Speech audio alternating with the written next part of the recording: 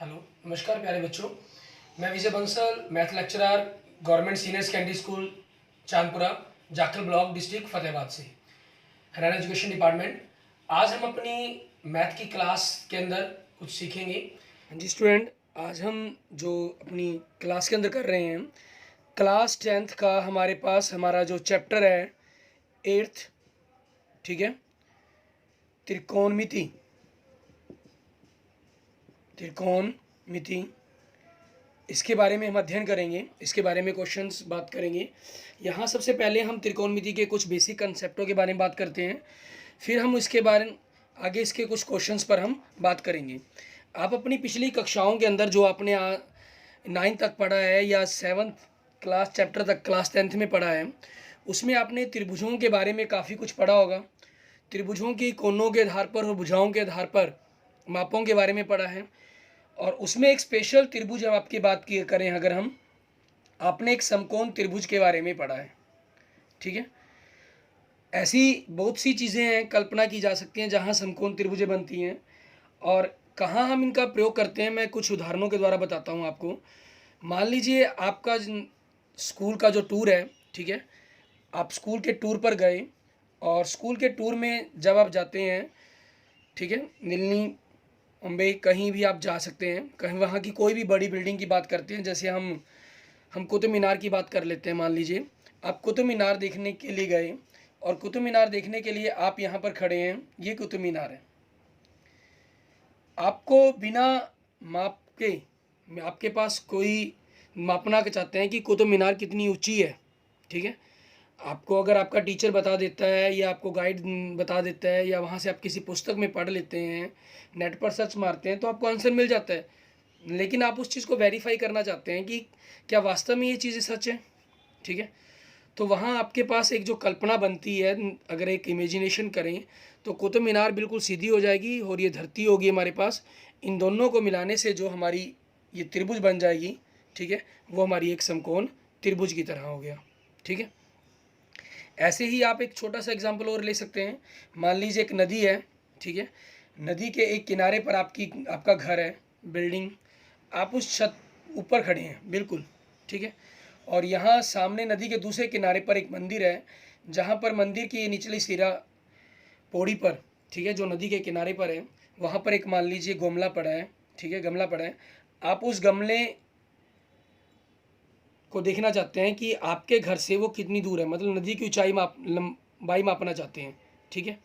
आपको ज्ञात हो सकती है वो नदी की चौड़ाई, लेकिन आप उस चीज़ को वेरीफाई करना चाहते हैं। तो अगर यहाँ एक थोड़ी सी कल्पना करें तो एक समकोण त्रिभुज बनती है। आपका घर है जो, वो बिल्कुल सीधा होगा, नदी आपके लिए एक आधार की तरह बन गई, ठीक है, और जो आपकी ये दृष्टि रेखा है जिससे आप देख रहे हैं, ठीक है, ये आपके लिए कर्ण की तरह हो गया। तो ये एक समकोण त्रिभुज की आकृति बन गई।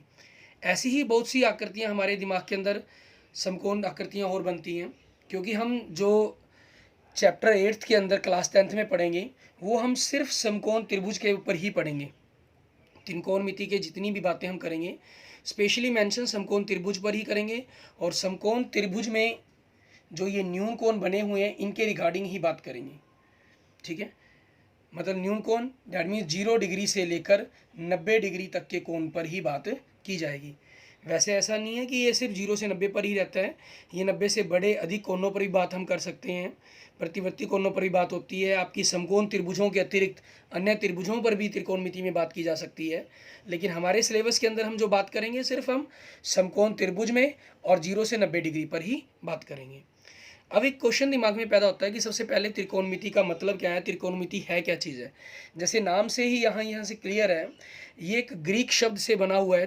ट्री मतलब तीन, कोण, ठीक है, हमारे पास कोण का क्लियर है मतलब मिति, या इंग्लिश में इसको ट्रिग्नोमेट्री बोल लेते हैं। वहाँ ट्रिग्नोमेट्री गौन आता है बीच में शब्द, ठीक है, गौनोमेट्री, तीन, मेट्री मतलब मेट्रॉन लगा लें, वो मापना हो गया आपका, आपने कई जगह पढ़ा होगा इसके बारे में। और गौण भुजा के लिए यूज़ किया जाता है, हिंदी में इसके लिए हम कोण शब्द का यूज़ करते हैं। मतलब जो त्रिकोणमिति है वो भुजाओं और कोणों के आपसी संबंधों का अनुपात है, उनके आपसी संबंधों के बारे में आपको बताती है, ठीक है, यहाँ हम त्रिकोणमिति के अंदर कोणों के, ठीक है, अनुपातों के बारे में ही बात करते हैं। इसकी 3 भुजाएं हैं हमारे पास, एक समकोण त्रिभुज की 3 भुजाएं होती हैं, उन तीनों भुजाओं का अनुपात इनके कोणों के साथ क्या होगा उसके बारे में हम यहाँ पर स्टडी करेंगे। इसके बारे में हम देखते हैं, आगे पढ़ते हैं बात को अगर हम आगे बढ़ाते हैं। आप त्रिकोणमितीय अनुपातों की बात करें, जैसे मान लीजिए एक समकोण त्रिभुज है हमारे पास, ठीक है, अगर सब ये कोण है आपके पास, हम इस कोण के अकॉर्डिंग बात करना चाहते हैं, तो यहाँ सबसे पहले जनरल एक समकोण त्रिभुज के अंदर हमेशा जो निचली, अभी तक जो हमने पढ़ा है, आज तक सीखा है, हम जो नीचे भुजा है हम उसको आधार ले लेते हैं, और उस कोण जो 90 डिग्री वाली भुजा होगी ये हमारे लिए लंब हो जाता है, और ये टेढ़ी भुजा को हम कर्ण कह लेते हैं, ठीक है। लेकिन त्रिकोणमिति में हमें ख्याल रखना होता है कि हम किस कोण के रिगार्डिंग बात करना चाह रहे हैं, उसी के अकॉर्डिंग इसके आधार और लंब बदलेंगे, ठीक है। जैसे मैं इस कोण के लिए बात कर रहा था, तो कोण के साथ वाली भुजा आधार, कोण के सामने वाली भुजा सम्मुख भुजा लंब, और आपकी ये जो 90 डिग्री के सामने की भुजा ये कर्ण होती है, ये हमेशा फाइनल ही है। और ऐसे ही अगर आपके पास, अगर आप समकोण त्रिभुज चेंज के अंदर मान लीजिए आप निचले कोण की जगह ऊपरले कोण पर बात करना चाह रहे हैं, ठीक है, वैसे आप सभी क्वेश्चनों के अंदर अगर कहीं ऊपर दिया भी गया हो कोण, आप उसको बदलकर नीचे वाले कोण पर बात कर लें, ठीक है ना, क्योंकि कंसेप्ट भी आपके लिए धार और लंब जो आज तक आपके माइंड के अंदर फीड है उन्हीं का हम यूज़ हो जाता है। दूसरा नंबर, कई सी जगह आपको अगर बाउंडेशन आ भी जाती है तो ख्याल रखिए, ये मान लीजिए कोण है आपका, तो इस कोण के साथ वाली ये जो भुजा है हमारी, ठीक है, ये हमारा आधार हो गया, और कोण के सामने वाली भुजा लंब, और 90 डिग्री के सामने की जो भुजा है हमारे पास वो हमारा कर्ण कहलाएगी। ऐसे ही ये मान लीजिए आपके एक समकोण त्रिभुज, मान लीजिए मैं ये ले लेता हूँ इस टाइप के अंदर, तो ये 90 डिग्री का कोण है मेरा, तो इसके सामने की भुजा ये हमारा कर्ण हो गया, ठीक है, तो कर्ण फिक्स है। अब डिपेंड करता है कि मैं कौन से कोण पर बात कर रहा हूँ, इस न्यून कोण पर बात कर रहा हूँ या इस न्यून कोण पर बात कर रहा हूँ। अगर आप इस न्यून कोण पर बात कर रहे हैं तो कोण के साथ वाली भुजा, ठीक है, मतलब संलग्न भुजा आपके लिए क्या होगी, आधार, और कोण की सम्मुख भुजा आपके लिए क्या हो गया, आपका लंब, ठीक है, ये हो जाएगा इसके अंदर। इन चीज़ों का खास ख्याल रखेंगे आप। अब इन्हीं के ऊपर हम कुछ अनुपात बनाने की कोशिश करते हैं कि किस प्रकार से आप अनुपात बनाएंगे, ठीक है, उन अनुपातों के बारे में बात करते हैं। मैं एक त्रिभुज ले लेता हूँ, आप अगर इन भुजाओं के बीच में अनुपात बनाने की कोशिश करें, इन भुजाओं का अनुपात निकालने की कोशिश करें, तो देखिए आप क्या लिख सकते हैं, लंब बटा में कर्ण, पहला अनुपात, ठीक है, दूसरा लंब बटा में आधार, ठीक है, अगर आपने लंब को ऊपर रखा तो यह बटा में कर्ण लिख सकते हैं या आधार लिख सकते हैं। ऐसे ही आप तीसरा अनुपात पता करते हैं, अगर हम आधार के साथ लिखना चाहें, आधार बटा में कर्ण, और फिर आधार के साथ लिखना चाहें तो आधार बटा में लंब, ठीक है, ये बन जाएगा हमारे पास 2 और 2 4 अनुपात बन गए।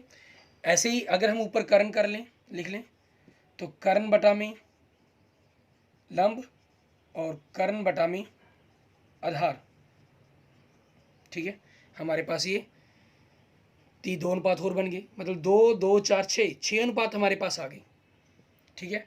आप कोशिश करके देखें लिखने की, क्या इन 6 के अतिरिक्त और कोई अनुपात बनता है हमारे पास, ठीक है, आप देखेंगे कि नहीं, इन 6 के अतिरिक्त और कोई अनुपात नहीं बन सकता इन तीनों भुजाओं के बीच में, क्योंकि लंब आपके पास ऊपर हो सकता है, ठीक है, वो दोनों चांसेस ले लिए हमने, नीचे अपने आप ऑटोमेटिक आ रहा है वो 2 बार, ऐसी आधार 2 बार ऊपर हो सकता है, 2 बार आपका आधार नीचे हो सकता है, 2 बार आधार ऑटोमेटिक आपका नीचे आ जाएगा, क्योंकि मैंने एक कंसेप्ट के ऊपर बात की, मैंने ऊपर वाली भुजा फिक्स कर ली और नीचे वाली भुजा ऑटोमेटिक आपकी बन गई।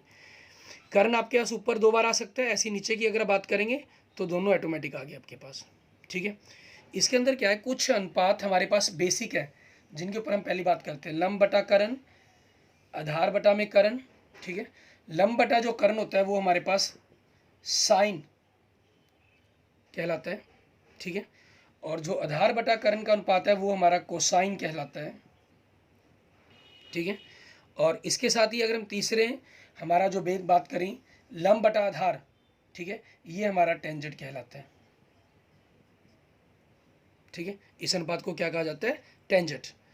यहाँ पर ये सिंबल बनाए गए हैं कोणों के साथ, ये साइन कोस टेंजेंट, ठीक है, इनके साथ आपका कोण का भी रिलेशन रहेगा, साइन एंगल मतलब हम यूँ कह लें एक प्रकार से, और ये आपका कोसाइन एंगल कहलाता है। भुजाओं का अनुपात आपका एंगल के बराबर, एंगल की वैल्यू के बराबर होता है, और ये टेंजेंट एंगल, ठीक है। अब क्या किया जाता है, इनको शॉर्ट फॉर्म के अंदर लिखा जाता है, शॉर्ट करके, पहले 3 डिजिट के साथ, साइन अकेला, इसको अकेला कॉस लिखा जाता है, और इसको अकेला क्या लिखा जाता है, टेंजेंट लिखा जाता है, ठीक है। क्योंकि कौन लिखना है, तो मैं जैसे मान लीजिए इस थीटा पर बात कर रहा हूँ, तो इसके साथ इस कोण को लिख दिया गया थीटा, थीटा बोलते हैं हम इसको, सिंपल सा बन जाता है, जीरो लिखकर बीच में लाइन डाल दी गई है, ठीक है। ये आपके लिए कोई कंफ्यूज होने वाली चक्कर नहीं है कि थीटा डलेगा लिखा कैसे जाएगा, ठीक है। अगर नाम दे रखे हो तो ए बी सी, आपका ये ए कोण, ए बिंदु है तो ये ए कोण हो गया, ये सी बिंदु है तो ये सी कोण हो गया। इसमें खास क्या लगना है, हम जो बात करेंगे हमेशा न्यून कोण पर ही बात करेंगे, सम कोण पर भी बात नहीं की जाती इसके अंदर, ठीक है ना। हमेशा ये जो रेशो निकाल रहे हैं हम न्यून कोण के लिए ही बात कर रहे हैं, न्यून कोण पर ही बनाए गए हैं। अब हमारे पास ये 3 हो गए, ठीक है। इन तीनों को देखें, आधार बटा लंब, इसका उल्टा लंब बटा आधार, ये इसी का उल्टा हो गया ना एक किस्म का, ठीक है। तो आपके इस अनुपात को जैसे टेंजेंट कहा जाता है, तो टेंजेंट के जो उल्टा अनुपात है आधार बटा लंब, इसको को टेंजेंट कहा जाता है। टेंजेंट की जो स्पेलिंग थी उसके आगे को लिखा गया बस, ठीक है, को टेंजेंट। ऐसा नहीं है ये उनकी स्पेलिंग उल्टे होने के कारण आगे को आ जाएगा, ये को मतलब पूरक, कंप्लीमेंट्री एंगल होते हैं एक दूसरे के, जैसे साइन का कोसाइन होता है कंप्लीमेंट्री, ठीक है ना, वो हम आगे स्टडी करेंगे जनरली। लेकिन ये नहीं है कि टेंजेंट का जो उल्टा है उसको को टेंजेंट कहा जाता है। और ऐसे देखें, कर्ण बटा लंब, लंब बटा कर्ण, साइन का उल्टा हो गया एक प्रकार का ये, और साइन के उल्टे को कहा जाता है कोसिकेंट। और कर्ण बटा आधार, आधार बटा कर्ण का उल्टा हो गया, इसको कहा जाता है सीकेंट, ठीक है। और साथ में एंगल तो आपको पता ही लिखा जाएगा। तो अब वही स्पेलिंग शॉर्ट की जाएगी, पहले 3 अक्षर कोट के साथ फिर एंगल लगा दिया गया कॉट थीटा, ठीक है। कर्ण बटा आधार स्पेलिंग लिखी गई, 3 अक्षर ले लिए गए, सीकेंट थीटा, फिर यहाँ भी 3 अक्षर लिए गए, ठीक है। लेकिन 3 अक्षर लेने पर क्या हुआ, यहाँ पर मतलब कि शॉर्ट फॉर्म के अंदर क्या हुआ, कोस और कोस ये सेम बन गए। तो याद रखना कन्फ्यूजन था हमारे लिए, मुश्किल था, तो इसके लिए क्या किया कि इसकी 2 अक्षरों को हो रख लिया गया स्पेलिंग के अंदर, कोसेक थीटा, ठीक है, ये हो गया। अब कोसेक जो थीटा है हमारे पास वो किसका उल्टा है, साइन का, 1 बटा साइन, और सेकेंड किसका है, कोस का, और कोट किसका है, टेंजेंट का, ठीक है। यहाँ से इन फार्मूलों को भी आपने अपने माइंड के अंदर फीड रखना है कि ये किस किस के फार्मूले हैं, किसके नहीं हैं, ठीक है। हमारे पास अभी हमने इनके बारे में बात की। अब ये आपके 6 के 6 अनुपात हो गए, ठीक है। उनके नामों के बारे में होगा कि कोनों के साथ उनको हम किस प्रकार से लिखेंगे और भुजाओं के साथ उनको किस प्रकार से उनका अनुपात रहेगा। अब बात कई बार आती है कि हम इनको याद कैसे करेंगे। याद करने के लिए आप अपने अपने अलग अलग तरीके पर बेस बात कर सकते हैं, ठीक है। जैसे मान लीजिए मैं आधार को अगर बेस कह लेता हूँ इंग्लिश के अंदर, ये परपेंडिकुलर होता है, और ये, ठीक है, आपके पास क्या हो जाता है, हाइपोटेन्यूज कर्ण। आपने एक मूवी देखी होगी चॉक एंड डस्टर, ठीक है, उसके अंदर भी आप देखते हैं जो उसके अंदर मैथमेटिक्स टीचर है, मैडम है, ठीक है, जिसके ऊपर ये पूरी मूवी बनी हुई है, जिनके लिए जूही चावला अपना केस लड़ती है, ठीक है, उनको हक दिलाने के लिए, मैथमेटिक्स के टीचर हैं वो, ठीक है। वो यहाँ एक नियम सिखाते हैं बड़ा ही इंटरेस्टिंग बच्चों को। वो क्या कहते हैं, पंडित बद्री प्रसाद मतलब PVP, हरी हरी बोल, सोना चांदी तोल, ठीक है।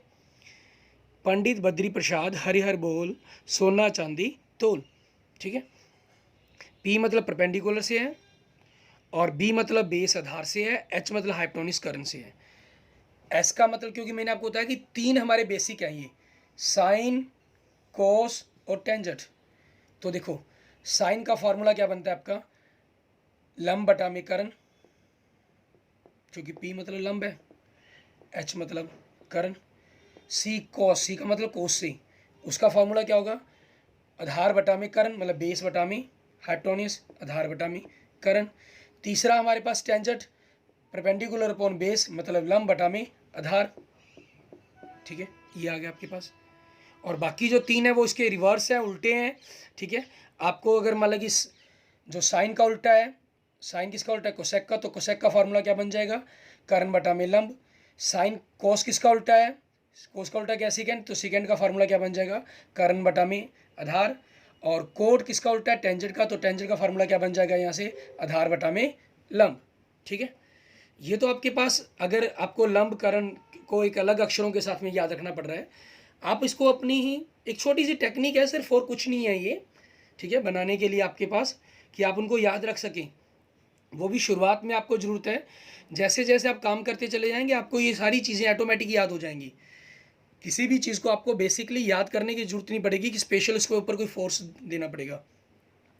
और देखें, ठीक है, आप कैसे कर सकते हैं, हिंदी में अगर करते हैं, ल को लाल कक्का, ठीक है, लाल कक्का, ल बटा क, लम बटा कर्ण, आ गया, आधार बटा में कर्ण, लम बटा में आधार, क्या चीज़ है, वही SCT, लाल कक्का साइंस, SCT साइंस के लिए सिंबल यूज़ कर ले, मतलब मान लीजिए, ठीक है, लम बटा कर्ण साइन, आधार बटा कर्ण कोस, लम बटा आधार टेंजेंट।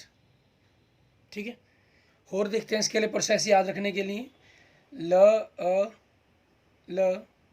क अ, ठीक है, जैसे हम इसको कह सकते हैं, ले लो आम ले लो, किलो किलो आम, ठीक है, ले लो आम ले लो, किलो किलो आम, ठीक है। और ये चीज़ें आपको वैसे एग्जैक्ट याद हो जाएंगी।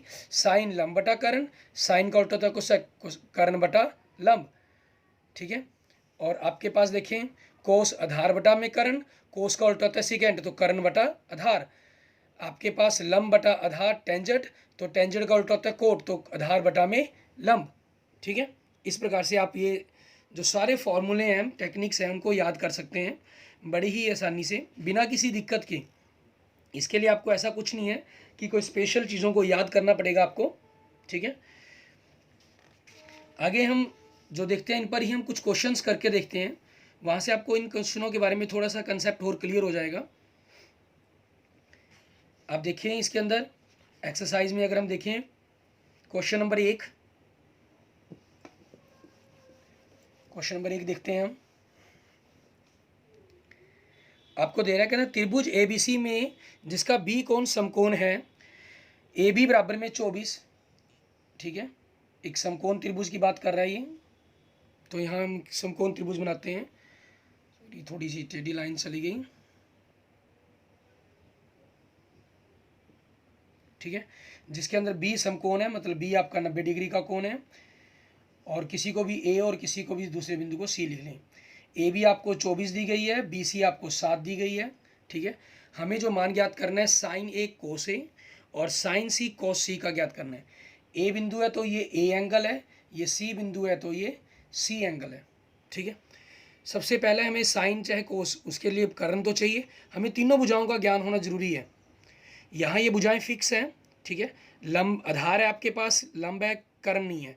तो आप क्या करेंगे, सबसे पहले बोधायन प्रमेय का उपयोग करते हुए, बोधायन कह लें या पाइथागोरस प्रमेय कह लें, वो आपकी चॉइस है, कोई प्रॉब्लम नहीं है उसमें,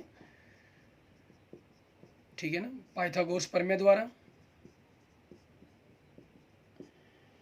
अकॉर्डिंग टू पाइथागोरस थ्योरम, आपके पास AC का जो वर्ग है वो क्या होगा, AB का वर्ग प्लस BC के वर्ग के बराबर होगा, क्योंकि कर्ण हाइपोटेन्यूज का वर्ग आधार और लंब के वर्ग के जोड़ के बराबर होगा। AB आपके पास 24 है, 24 का वर्ग ये 7 है, 7 का वर्ग, 24 का वर्ग 576 और 7 का वर्ग 49, दोनों को आपने जोड़ दिया, कितना आ गया 625, और 625 मतलब आपके पास क्या हो गया, AC का वर्ग 25 का वर्ग हो गया आपके पास, ठीक है। AC का वर्ग 25 का वर्ग हो गया, तो AC कितना आ गया आपके पास 25, ठीक है। AC क्योंकि इन्होंने सेंटीमीटर में आपको मान दिए हुए हैं इनके, हमें जो ये हैं वो सेंटीमीटर में दिए हुए हैं, तो आपके पास AC कितना हो गया 25 सेंटीमीटर। अब इसका फर्स्ट भाग देखें, आपको क्या ज्ञात करना है, साइन A और कोस A। आपको किस एंगल के लिए ज्ञात करना है, वो बात का कंसेप्ट आपके लिए, सबसे पहला कंसेप्ट आपके लिए ये जानना कि आपको पता क्या करना है, ठीक है। सबसे पहले हमारे लिए जरूरी है कि आपको पता क्या करना है, साइन पता करना है। अब साइन के लिए फॉर्मूला में याद करना है कि क्या ये फार्मूला था हमारा, ठीक है। ले लो आम ले लो, किलो किलो आम, ठीक है। अब साइन क्या होता है, क्योंकि ये आपका एस टी सी टी से चलता है, साइंस साइन मतलब लंब बटा में करण, लंब बटा में करण, ठीक है। ए एंगल के लिए हम बात कर रहे हैं यहाँ, ए एंगल के लिए लंब क्या होगा, उसके सामने वाली भुजा मतलब बी सी, और करण तो क्या रहेगी, यही रहेगी हमेशा ए सी। बी सी कितनी है 7 और ए सी कितनी है 25, तो ये क्या आ गया 7/25, ठीक है 7/25। ऐसे ही कोस देखें, कोस का फॉर्मूला क्या होगा, कोस आधार बटा में करण, आधार बटा में करण। ए एंगल के लिए ही निकाल रहे हैं, आधार क्या होगा उसके साथ वाली भुजा, वो कितनी है हमारी, वो कौन सी भुजा, क्या नाम, उसका नाम क्या है ए बी, और करण क्या है हमारा ए सी, तो ये क्या होगा 24/25। अब इसका सेकंड भाग देखते हैं कि सेकंड भाग में क्या कर रहा है आपके ये, सेकंड भाग में क्या कह रहा है आपको, बुक में अगर आप देखेंगे आपको साइन सी और कोस सी निकालने के लिए कह रहा है। साइन सी की वैल्यू देखिए अगर आप क्या दी गई है, साइन का लिए फॉर्मूला वही हमारा लंब बटा में करण, और कोस के लिए फार्मूला आधार बटा में करण। सी एंगल के लिए, सी एंगल ये हो गया हमारा, इसके लिए लंब क्या होगा, लंब होते हैं हमारे पास सामने वाली भुजा, ये क्या है ए बी, और करण तो वही रहेगा ए सी। सी एंगल के लिए आधार क्या होगी, साथ वाली भुजा, ठीक है, वो क्या होगी हमारी बी सी, और करण तो क्या होगा ए सी। अब इनके मान, ए बी का मान कितना है 24/25, और ये कितना है 7/25, ठीक है। आपके पास ये आंसर आ गया आपके क्वेश्चन के, ठीक है। ऐसे ही देखते हैं हम आगे नेक्स्ट क्वेश्चन हमारे पास, क्वेश्चन नंबर 2, सेम इसी तरह का क्वेश्चन है आपके पास वो, ठीक है। आकृति दी गई आपको, इन्होंने आकृति दी हुई है, तो इस आकृति को हम ऐसे ही छोड़ लेते हैं, 1 मिनट सॉरी, ये तो दे लंब बटा आधार लंब, करण करण आधार, सोना चांदी तोल। यहाँ सिर्फ मान चेंज हो रहे हैं आपके पास, और कुछ नहीं है। इन्होंने जो नाम दिए हैं वो नाम के अकॉर्डिंग हम नाम चेंज कर देते हैं, आपका ये सारा कंसेप्ट यहाँ का चेंज हो जाएगा। इन्होंने दिया है इसको R, इसको Q और इसको P, ठीक है।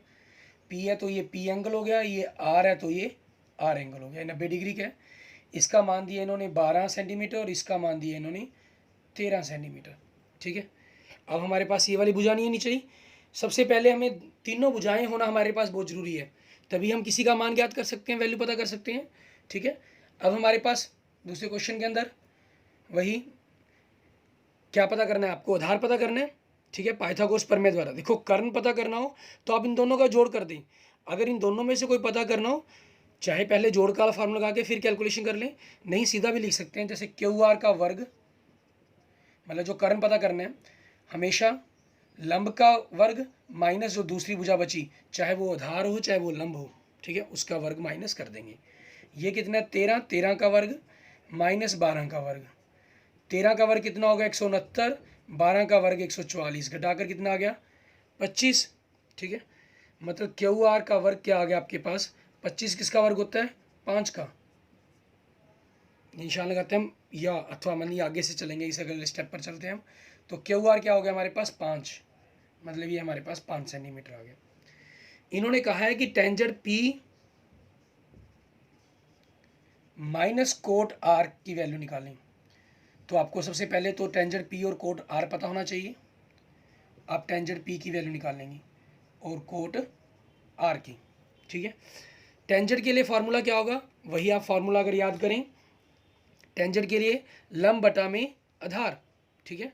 ले लो आम ले लो, किलो किलो आम, तो लंब बटा में आधार, ले लो आम, और कोट हम जानते हैं हमारे पास टेंजेंट का उल्टा है, तो आधार बटा में लंब हो जाएगा। अब यहाँ हम बात किस कोण पर कर रहे हैं, सबसे पहले हमें ये ध्यान देना बड़ा जरूरी है कि आप बात किस कोण पर कर रहे हैं, आप बात कर रहे हैं P कोण पर, तो P कोण ये हो गया, इसके लिए लंब क्या है, इसकी सामने वाली भुजा क्या है वो QR, और आधार क्या होगी इसके लिए साथ वाली भुजा PQ, और इनके मान रख दिए 5/12, ठीक है। उसके बाद हम देखते हैं कोट आर। कोट आर ये वाला कौन हो गया, इसके लिए आधार क्या है, ये साथ वाली भुजा हमारे पास क्यू आर, और लंब क्या है इसके लिए, सामने वाली भुजा पी क्यू। दोनों के मान रख दिए 5/12। अब हमें जो इसका मान निकालना है, टेंजेंट पी 5/12, कोट आर 5/12। 5/5/12 में घटाएंगे तो आपका आंसर क्या आ जाएगा, 0। 5/12 में से 5/12 घटा दिया, आपके पास आपका आंसर आ गया 0, ठीक है।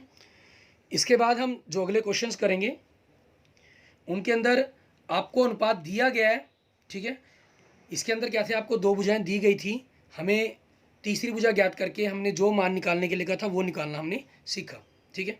अगले क्वेश्चनों के अंदर हमें अनुपात दिया गया, उस अनुपात से हम दूसरे एक अनुपात दिया गया, 6 अनुपात है हमारे, 6 में से एक अनुपात दिया गया है, बाकी 2 या 3 या 4 जैसे अनुपात निकालने के लिए कहा गया है हम वो अनुपात ज्ञात करेंगे इसके अंदर, ठीक है।